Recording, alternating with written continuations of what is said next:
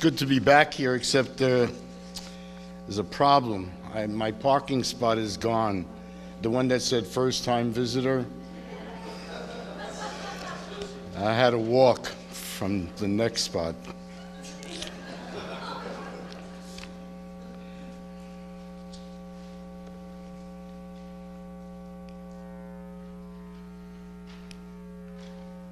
This is a new gadget. So I'm from Israel. I'm having trouble with left and right.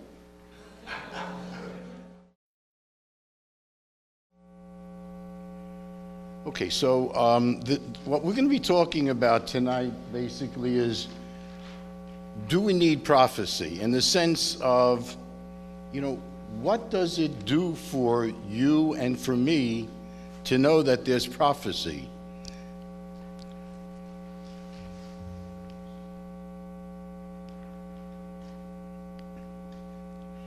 The Bible, God does say in many places, here are just two examples, where God says, I'm telling you the outcome from the beginning, which means prophecy. I will have you hear of the event before it occurs. So, we do have many instances of prophecy in the Bible. And the question is, for what purpose? How do we benefit from knowing that there's a prophecy of any sort? The question becomes a little more difficult and profound, because in the Bible there are statements like this where God says, make the matter obscure, which means nobody's going to understand the prophecy. So the question becomes even stronger. Why have it to begin with if we're not going to understand it? And that we won't even be able to recognize it until after the event. So that means when God says that the matter is hidden, the meaning is hidden, it really means that try as you may, you will never, I don't mean you only, me too, that we will never be able to understand the prophecy in advance. This is a given. And you read about people, who are telling, the end of the world is tomorrow, October 11th, right? I mean, that happens all the time, and we're here. That's the point. The prophecy is obscured. And if God says it's obscured, it's a given. So the question then becomes stronger. Why write prophecy if we can't benefit from it? Certainly we don't recognize it till after the event. Let me give you an example.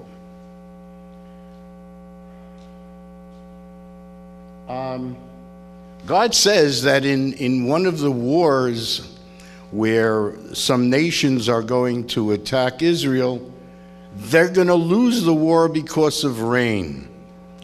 I mean, that's pretty dumb. You know why? I mean, I've seen football games where they play in the rain, right? They play in the snow. Yes?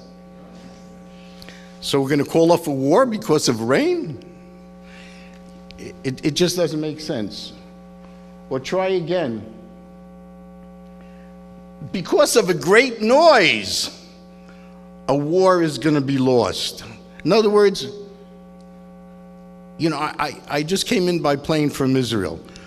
So all the people that work outside the plane, they have mufflers or something on their ears. And, that's tremendous noise from the motors. But that noise is going to stop a war. Can you make sense out of that? That's what God says, that we're going to know the prophecy. We won't understand it, but it's there. Try this one. In one of the wars, The inhabitants of Israel will kindle fires and burn the weapons of the enemy, their bows and arrows. Guys, there are no weapons that can be burnt.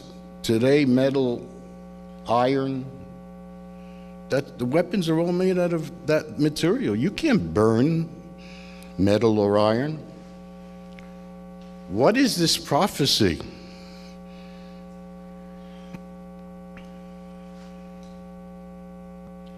On that day, a great noise will occur. They will quake. They're going to be so frightened of the noise that they're going to withdraw, retreat, and the end of the war. The rain. Again, keep this in mind. Like, why did God include this in the Bible if it's material that we can't understand? Here's another prophecy. This one comes from Zechariah. I don't know how to say it in English, probably Zacharias or something. Zachary. Okay, but in any event, Zechariah, half the city will go into exile. So, anybody know how many times Jerusalem has been conquered? It's the most heavily conquered city in the world. Jerusalem has been subject to 118 conflicts and was threatened more than 100 times. It's been destroyed twice, attacked 52 times, captured and recaptured 44 times. Which time is God talking about?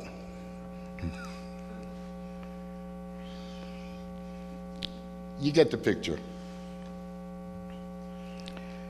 So, how do we benefit when we know the words, but we don't understand them, and the meaning of sentences escapes us? We have no idea what's being foretold. So, how do we benefit in the real world from prophecy when we don't understand it?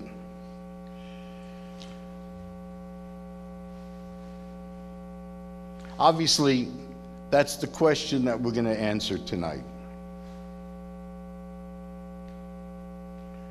So, while it's true that Jerusalem has been conquered many, many times, there was only one time when half the city was conquered. Remember? Half the city will go into exile. Every single time, the 118, 44, whatever the number is, every single time that Jerusalem was attacked, the entire city was conquered except for one time. Anybody know? 1948. Jordan captured the eastern part of Jerusalem, and what you see here is East Jerusalem in 1947, and the day after Jordan invaded and destroyed that. This is the same block that you just saw now, how beautiful it is. And okay, you get the picture. Jordan just bombed civilians just for the hell of it. You know, that's the war. Here you actually see the people from East Jerusalem escaping, leaving the city. And this is a map of the green part being the part that Jordan captured. That's what's called Arab East Jerusalem today. You know why? It's called Arab East Jerusalem because they kicked out all the Jews who were living there in 1948. As the Bible said, half the city, half the city will be captured. This is exciting because, as Pastor Matt just said, we're living in exciting times when prophecies are unfolding. It's like thousands of years people have been waiting, and here it is. We're living in very, very special times. Let's take a look at this. God says that the enemy, well, you know who the enemy is. The enemies are the Arabs, the Muslims, and the neighboring communities, countries. They're going to lose a war because of rain. I spoke to my wife today, and very excitedly, she said, very happily, she said that it's raining. Israel depends on rain. The rainy season will end within days, and from this time forward, there is no rain until after Sukkot, which is sometime like in the end of October or somewhere around there. In any event, rain is pretty important in Israel. God says that the enemy is going to be punished with a torrential rain.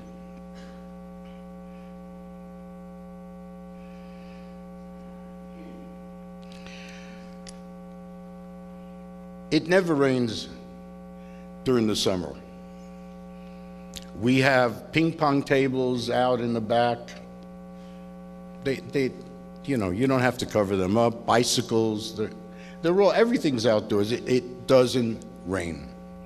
As a matter of fact, if you recall in the Bible, when the Israelites asked for a king, they regretted it, and they said to the prophet Samuel, maybe we asked wrong and we should not have asked for a king. And the prophet said, no. And to show you that you asked right, tomorrow there's going to be a heavy rain. And he says, Halo Katsir Chitim Hayom. This is the non-rainy season. This is the harvesting season. It never, ever rains in the summer, except in the time of Samuel. That was the sign to the people not to worry, that it's okay that they asked for a king. So again, you see from that story, it never, ever rains in the summer, except for 2 times. Once in the time of Samuel, and the second time right here. When was that? So this over here I'm going to talk about was Israel's secret weapon in 1948. It's called a Davidka. I want to show you, how big it is, so you could see it, in relationship to a dummy. Oh, wrong picture.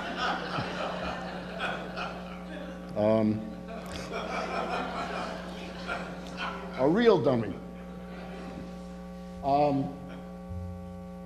But in any event, it really, as you can see, the top part is the bomb. What's wrong with that? Anybody know what's wrong with that? Anybody know anything about weaponry? You can't create a trajectory. You don't put a bomb on top of a muzzle. But the Jews in 48, what did they know about weapons? They were all people who were farmers. They didn't know anything about weapons. And the world had an embargo. They refused to allow weapons to be sent to Israel. So they came up with a weapon. So tell me, what happens when you put a bomb on top of a muzzle? What happens when you put a bullet on top of a muzzle? Nothing. So this is nothing. But it won the war because look at its design. Is that how you design a a bomb. Look at the aerodynamics. Does it look like, is that the way you do it? Anyway, it should have a point, right? It's got wings, and it's also got different, you can't see it here, but it's different levels. It's not smooth. So when you shoot it, it's going to fly randomly because it's sitting on top of the muzzle. And it's going to make a tremendous amount of noise as it flies. And also when it lands, wherever it lands, you have no control. A tremendous explosion. So this went off somewhere around May 7th or 8th at night in northern Israel. Tremendous explosion, deafening, piercing, painful noise. And you know something? It rained. Torrential rains. What explosion always is followed by torrential rain? A nuclear weapon, an atomic bomb. The enemy said Israel, Reuters, I saw Reuters. The headline was 2 days later, because they didn't have internet in those days. It took them 2 days to get the news. 2 days later, Reuters says Israel has a secret weapon. The Arabs, Syria, they all retreated. That was the end of the war with Syria. I will punish him with torrential rain, with the noise. Remember we talked about before the noise? Now we understand it.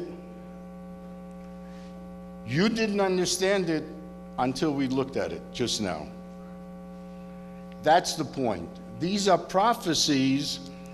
They're there, but they're not discernible to the naked eye. It's stuff that we just wouldn't understand until after it happens. And in fact, the enemy was defeated by a torrential rain. By a gun, or whatever it is, that didn't shoot. You had a movie once, something, the gang that couldn't shoot straight. It didn't matter. God is there. Who cares? We know who that is. Okay. Same token. Weapons. Again, this is something that you could never figure out, because we know that all weapons in today's world, they're all made from iron and steel and that type of material, not wood. Except for one thing. The Arabs do have a weapon. What weapon do they have with which they control the world? Well, you know what happened in 1967? Israel captured the Sinai Peninsula, and on the western side, they developed the oil fields that they had for 7 years, from 1968 until Menachem Begin gave it back to the Egyptians in 75. The Jews of Israel did not need wood from the field because they were energy self-sufficient with the oil for 7 years, the Arab weapon.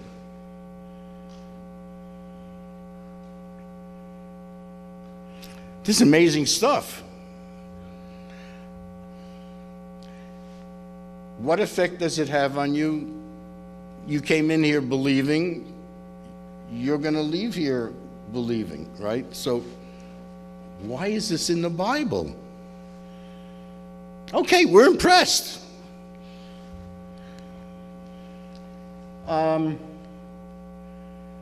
Another prophecy. This will help understand what's going on today, and very, very important.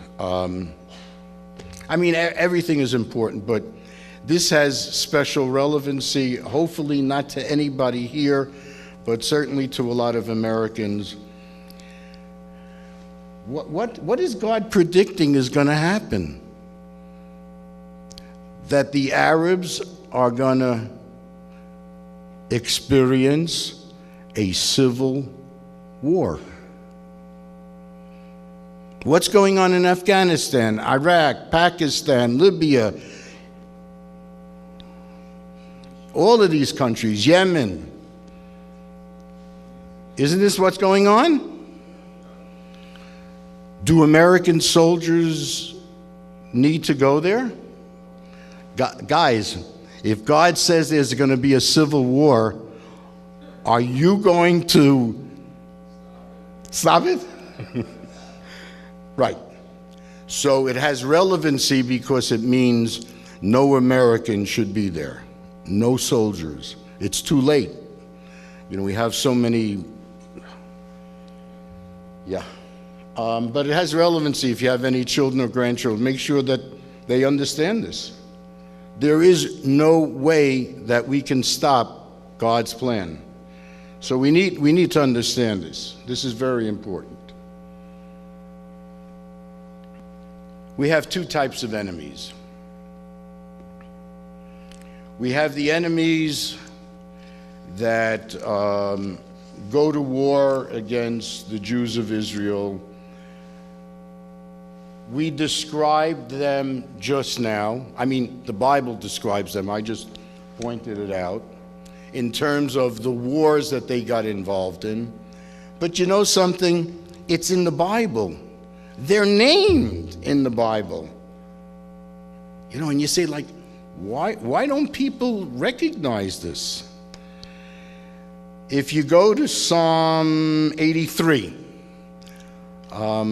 I forgot to include it here in the presentation, but check Psalm 83. It says, your foes, who are your enemies who come against your people? They plot deviously. They want to destroy you. And who are they? Ishmaelites, meaning the Arabs. Moab, if you remember where they lived, Moab lived on the Jordanian side, east of Israel. Hagrite, who was Hagar? Egyptian. Ammon, Philistia, that's the Palestinians, right? I mean, that's the name. Assyria, where is Assyria today? Iraq, Syria. Persia, well, today they changed the name. I'm just reading from Psalm 83. Cush is the southern part of Egypt today, and Put, which is Libya. So that's also, you look in Ezekiel 38. So you put them together, you got the nations, what we just talked about. That's one type of enemy. That's the enemy who comes to war against the Jews of Israel. There's a second type of enemy. And this the Bible describes. There's another group of enemies, and these are nations that conspire. They don't go to war, but they conspire against the Jews of Israel. And it also in Zechariah, I will gather all the nations against Jerusalem, which means, by implication, that those nations that are not fighting Israel physically in a war are conspiring and planning bad things. Like what?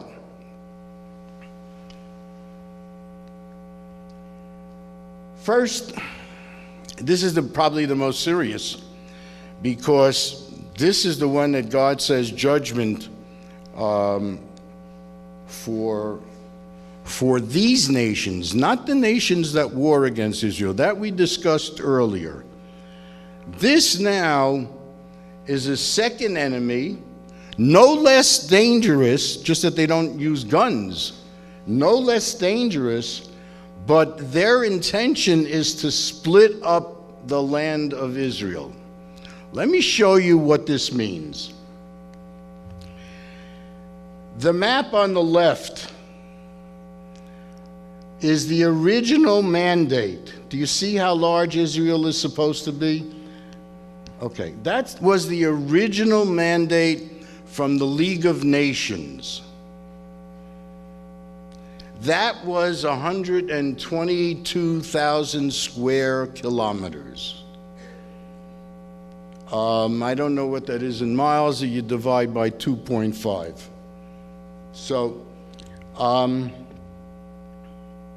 then the world changed their mind and they said, we're going to lop off the eastern part after the Jordan River, which is the yellow part over here in the second map. And that we're going to give to the Arabs. So that means that the Jews of Israel, the Arabs of Israel have what land? They've already been given a land. What's it called? Jordan. That's what the purpose was. And then the successor to the League of Nations, bastards that they are, I don't have a better word. But what they did is that they said, no, we changed our mind, and Israel is going to be the blue part. We're going to take away more. It wasn't enough what they did. We're going to take away this part over here, which is now known as the West Bank. We're going to take away this part, which is known as the Gaza. And we're going to take away this part, which I guess is the Golan Heights. So what was Israel left with?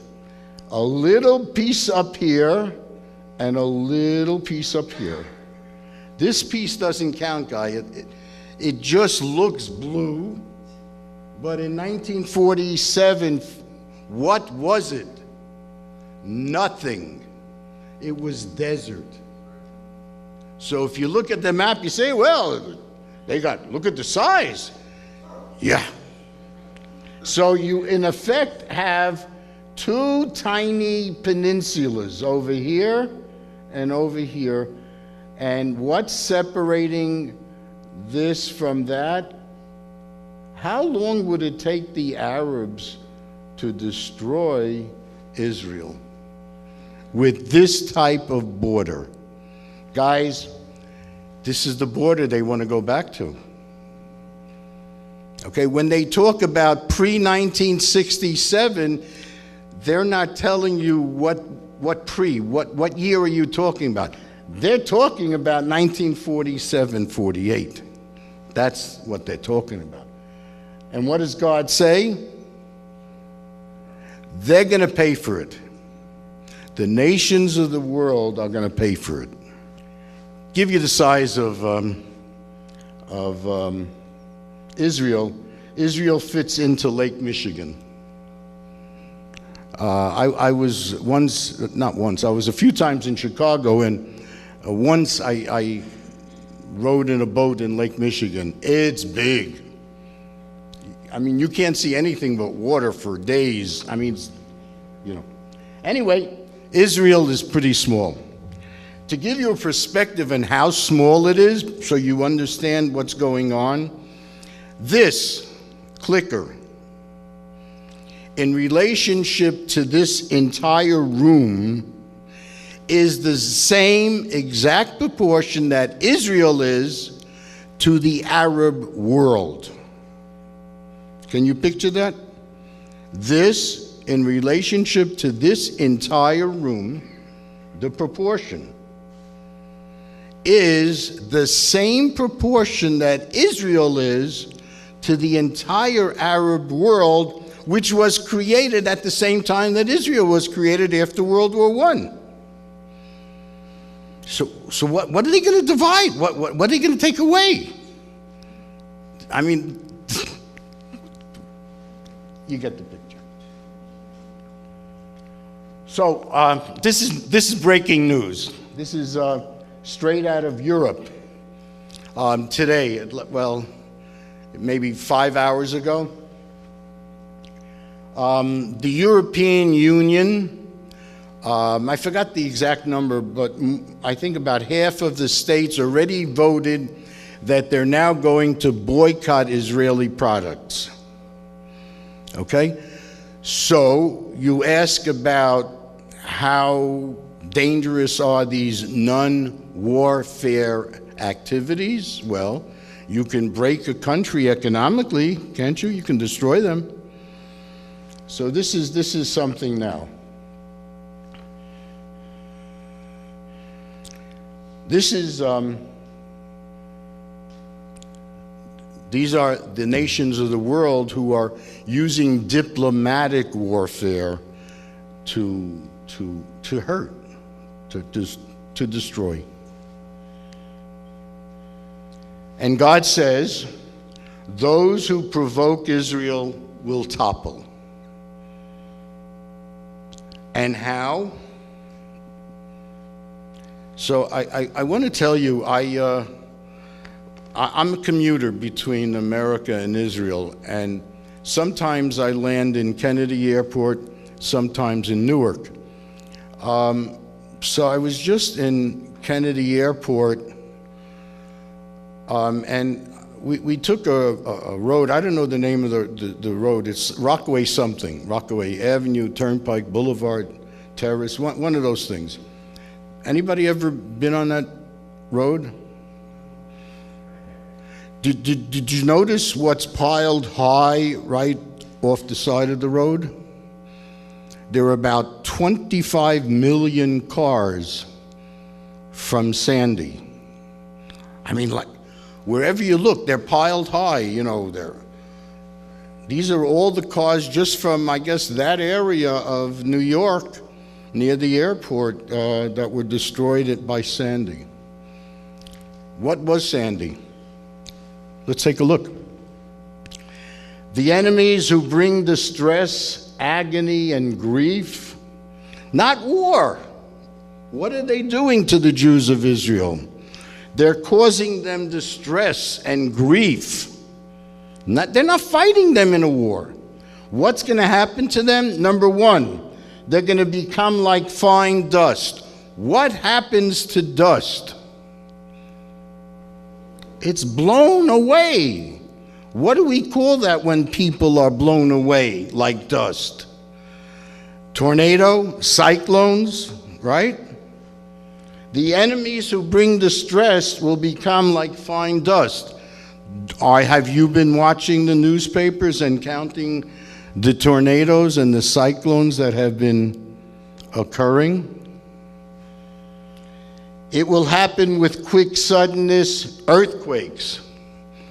What do they call an earthquake that occurs under the ocean floor? It creates a tsunami. Storms, like Sandy, we'll come back to that in a second. Fire. What is God saying? That the nations that bother the Jews of Israel are going to be attacked by the forces of nature.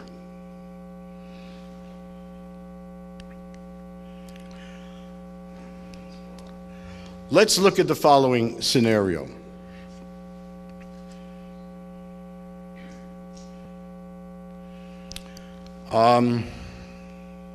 There have been many presidents of the United States in the last, I don't know, I guess since the great late Jimmy Carter. No, he was, you have to understand, he was great. So I have to tell you as a side, you got a minute? Hey, you're not going anywhere.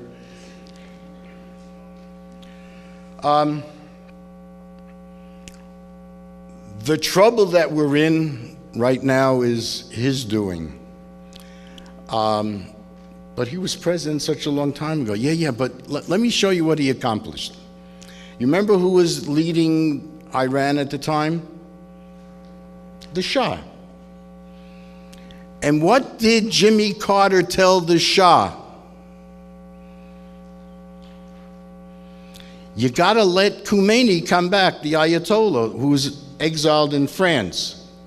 The Shah said, but he promised to overthrow the government if he comes back. I'm telling you, you better do that or else. So what did the Shah do? He let the Ayatollah come back, and what did the Ayatollah do? Took over Iran. What one person could destroy is stupid.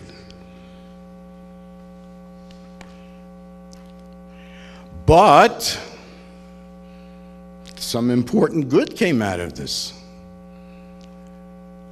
We talked about this back in October. Anybody here from the October?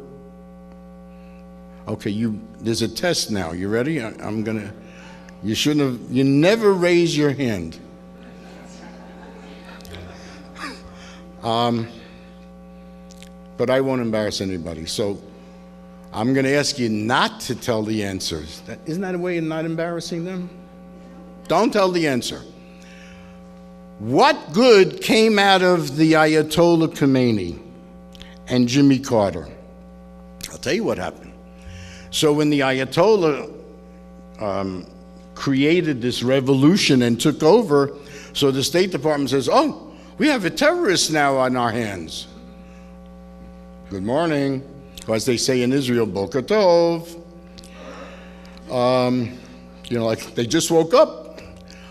Yes, we have a terrorist, so we can't sell him any weapons. Oh, Carter didn't know that. So now the State Department says we can't send any weapons to. So General Dynamics says, but we're stuck with these planes. What are we going to do with these planes? So they said, sell them to Israel. Those were the planes that Israel needed in order to bomb Iraqi nuclear reactor. Do you understand that President Carter saved your life?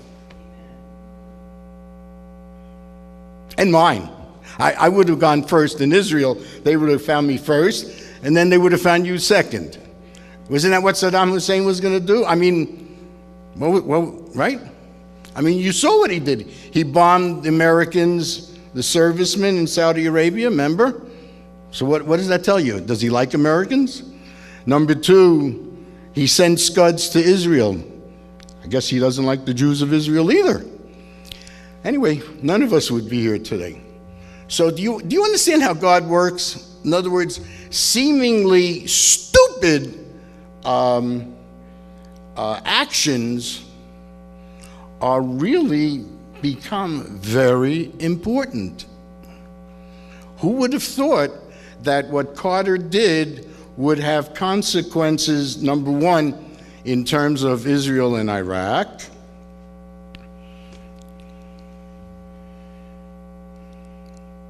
So, first thing that I want to tell you is that God's running the world, guys. So we don't have to worry. The only thing is we just don't understand maybe, okay, you know what? Hang on a little bit and look how smart we are. We look back and we say, of course, now I understand why Carter did that. For 50 years, I couldn't understand it. Now I do. Right? I mean, that's what's going to happen. At some point, we will be able to understand. So the issue really is that we just don't understand. But we all feel comfortable knowing that God's in charge. So, you know what? We don't have to worry, all right? We're going to leave today and say, boy, that guy Cohen, he really calmed me down. I don't have to worry. I mean, we have to work on it, but you have to keep in mind the fact that God is running the world, and things that seemingly don't make sense initially, after a period of time, we can see the hand of God.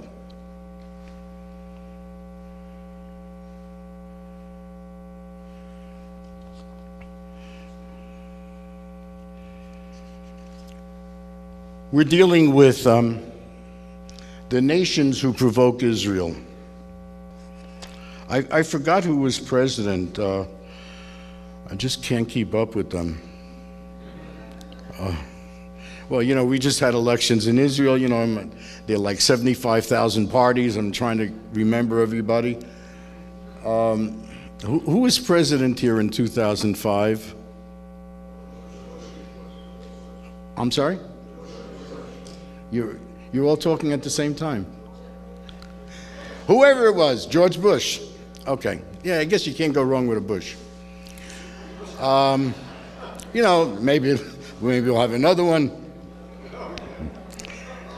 Well, never. God's got his plan, guys. We're just going to accept it, whatever it is. So anyway, whoever was the president, it's probably the State Department more than the president. But in any event, they forced the Jews of Israel to give control of Gaza to the Arabs and to expel all the Jews who were living there, to expel them from Gaza. It breaks my heart because this is 9 years later and many of them are still homeless.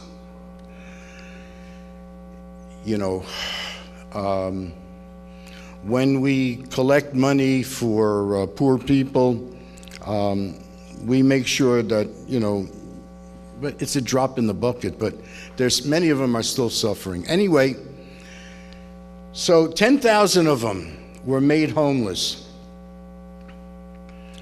10,000 of them lost their businesses, that's for sure. So even if they're not homeless, what is it for a 40, 50, 60-year-old to start life all over again, right? Okay, so that was in August, I think, of 2005. So let's take a look. Yeah, 29th of August 2005, that was the last day that was the final day when the last of the Jews who lived in Gaza were expelled. So in Gaza there were 10,000 Jews living, and on that day, the 29th of August 2005, as the last Jews were being made homeless, in America, Katrina struck, and 500,000 Americans became homeless. The exact proportion, guys, do you see that? 10,000 is, if you multiply it by 50, 10 times 50 is 500,000, right? 10,000 times 50 is 500,000. There were 6 million Jews living in Israel at the time. In America, 300 million Americans. 50 times 6 is 300. It's the exact fraction. What is that telling you? You know what it's telling you? God said it. As you have done, so shall it be done to you. But God also says that those who care for the Jews of Israel will be serene. Everything will be fine. So, I asked you a question earlier. Why did God tell us prophecies that nobody understood for 3,000 years? And now we are blessed. We're in a special generation, guys. We're living when these prophecies are being fulfilled. So, we saw in the first part the different prophecies that have been fulfilled. We're at the point now where we're seeing one more prophecy being fulfilled. You have been given a very special opportunity. You can make history. Because the bad things are only going to happen if they're instituted by the American government. But you do have control. You're one, and you're one, and I know you're only one. But we're each only one. And if we work together, even though we don't work as a group, but we work on the same subject, the cumulative effect is tremendous. For example, every one of you should be calling your congressmen and your senators. By the way, I've seen a tremendous change in Senator Melendez. You know, he needs to be encouraged. He's standing up to Obama. That's why they're prosecuting him. You know that. You don't have to be a rabbi to know that. Just, I happen to be, but right? I mean, why are they going after him? For what? Did you see what the charges are? That he got a free ride on an airplane. Wow. Oh my God. Oh, I just remembered I took a paper clip from the office. Oh. I mean, you know, like, what's the big deal, you know? And it's from a friend of his. So they're prosecuting him for that. You get the picture. These are people you should be supporting there. They need direction. They need to know that they're doing the right thing. You can do that. You can provide that information. You can make a phone call, drop an email, a letter, whatever you want to do. It's no big deal just to make a phone call every week to say thank you for, and you know what? It doesn't only have to be Israel. You can take the opportunity to make another phone call to talk about any other issue that's of importance to you. But I'm here to talk about this. I'm here to talk about prophecy. I'm here how you could benefit. Yes, we didn't benefit from the knowledge of those prophecies that occurred in 48 and 67 and stuff like that.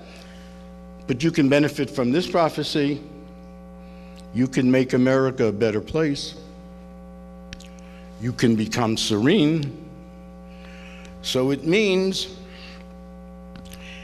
calling your congressmen, senators, House of Representatives people, writing letters, having programs like this with speakers like this. You know what I mean. I prepared a sheet for you, a handout. I think you have it. It's a list of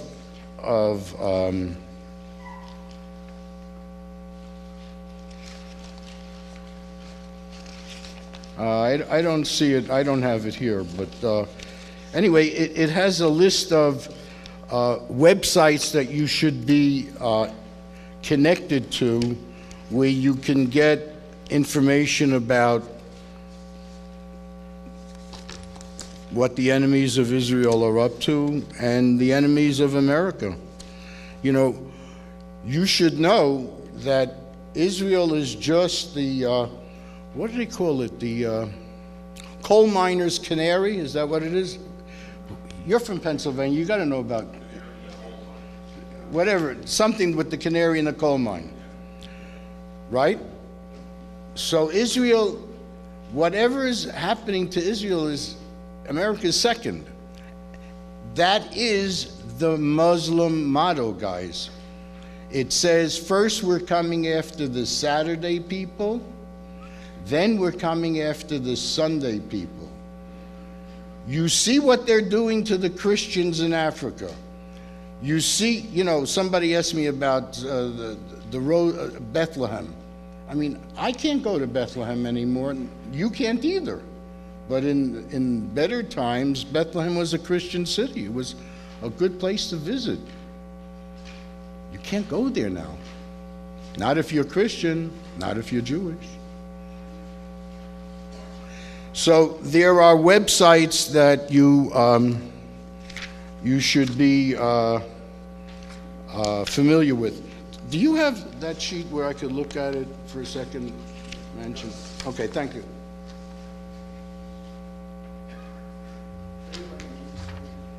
What? Okay, so the first thing I want to call your attention to is there's a group called Christians United for Israel.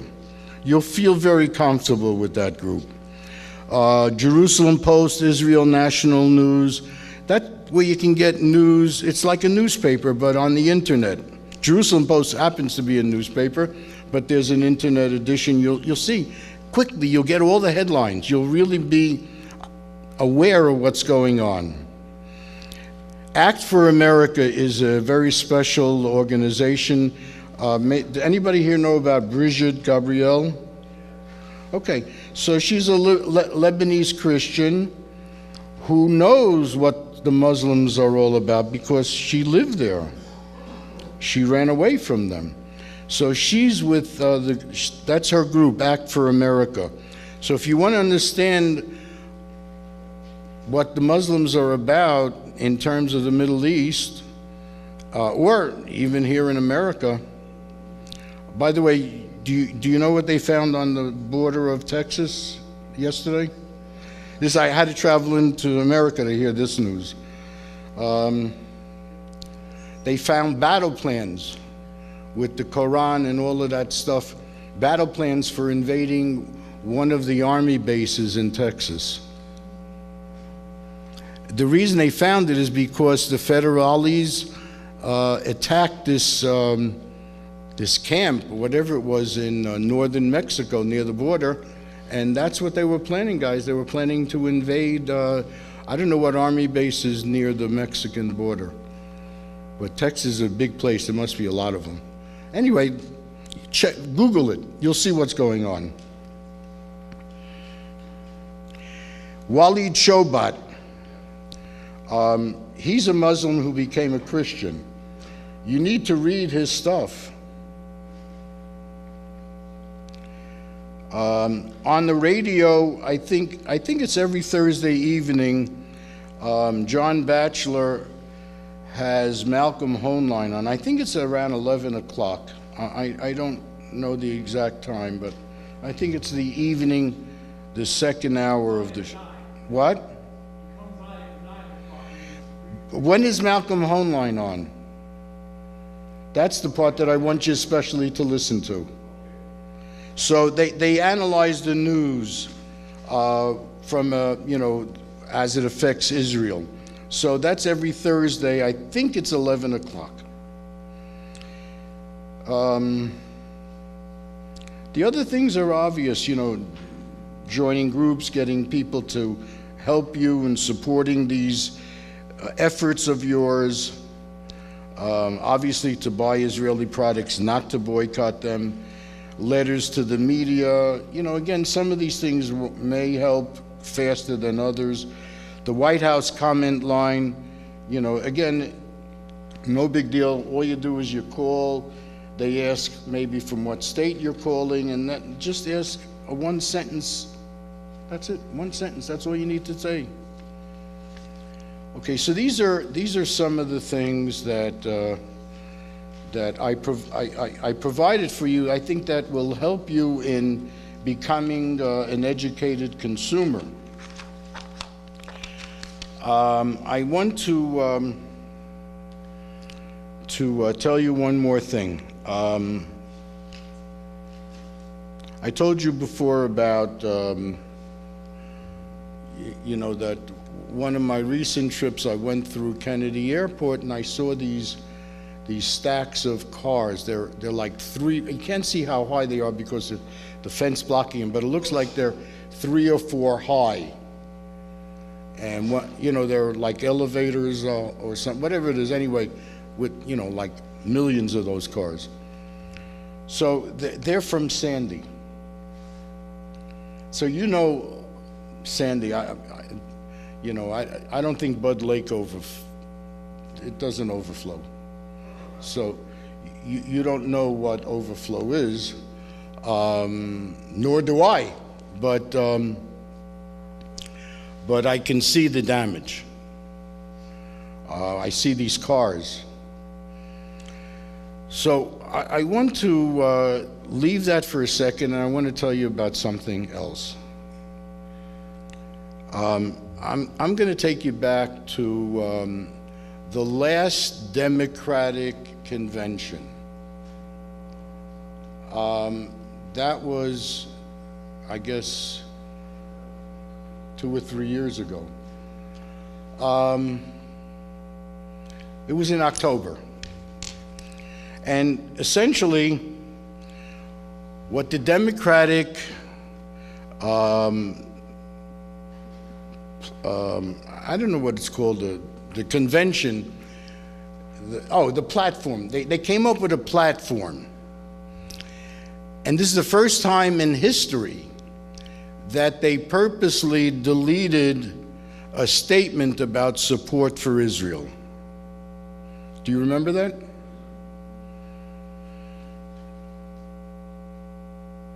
That's significant, guys, because, again, I just saw it today. I mean, I have to come to America to be depressed.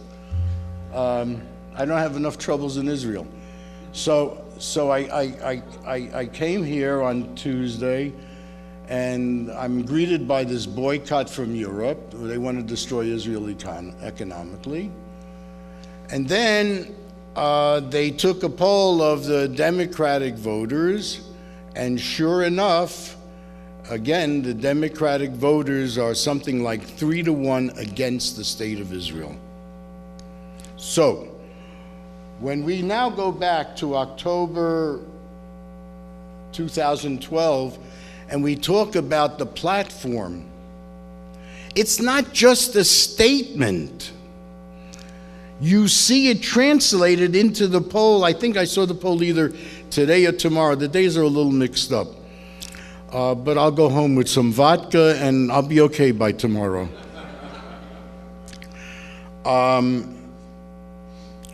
So it's not just a platform of words, but it really reflected actual feelings of people there that really do not support Israel anymore.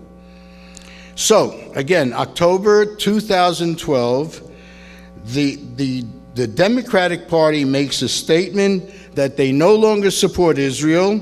Number 2, that Israel should be dismantled. Number 3, that Israel should not act against Iran's nuclear facility.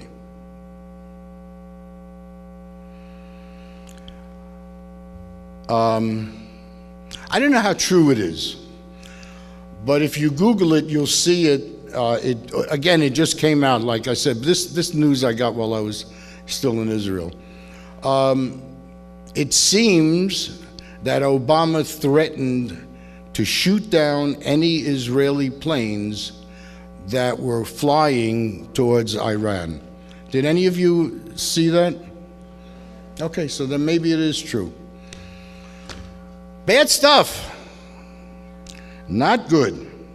October 2012, the Democratic Party convention platform comes up with these terrible anti-Israel statements. October 2012, guys, that's when Sandy hit bad. You remember what God says, nature?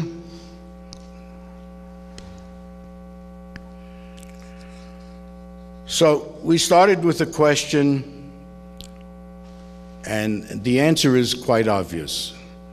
We live in a special generation, a special time, and we can benefit from prophecy because that's it.